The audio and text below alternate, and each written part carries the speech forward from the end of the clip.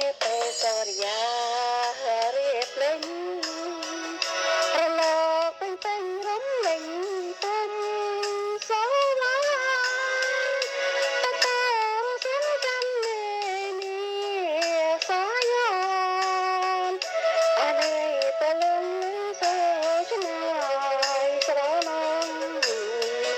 អើធំមិនសាបអណ្ដែតលើស្អីជលសា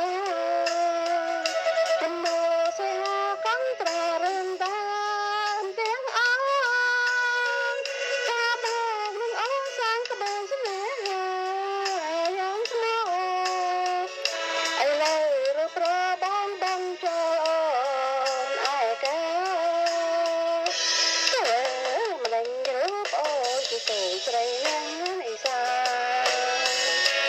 ភាពក៏មិនស្អាតប្រឡងជាប់ក្លិនមិនឆាអូស្គាល់ជានៅបបក៏ចក្លិនជលសានេះហើយវាស្នាអូថានៅភូមិបងព្រីទៅត្របកបរឿងស្នេហ៍នាងក្រ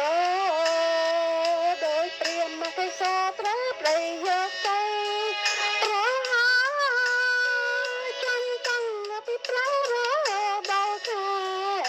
រសក៏ប្រងសាមិនឃើញវាត្រយល់វិញ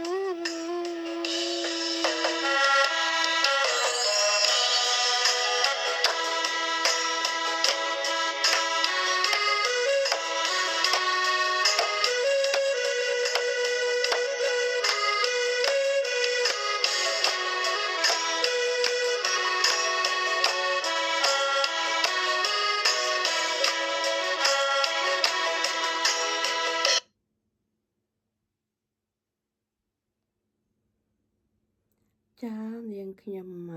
ជាអ្នកច្រៀងចម្រៀងមួយនេះចាបើសិនជាបរោះក្តីមិនព្រោះក្តីសូមពុកម៉ែមីងមីអ៊ំពូមីងបងប្អូនទាំងអស់មេត្តាអភ័យទោសចាអរគុណនៃការទស្សនាវីដេអូនៅក្នុងវេលានេះចាជម្រាបលាបងប្អូន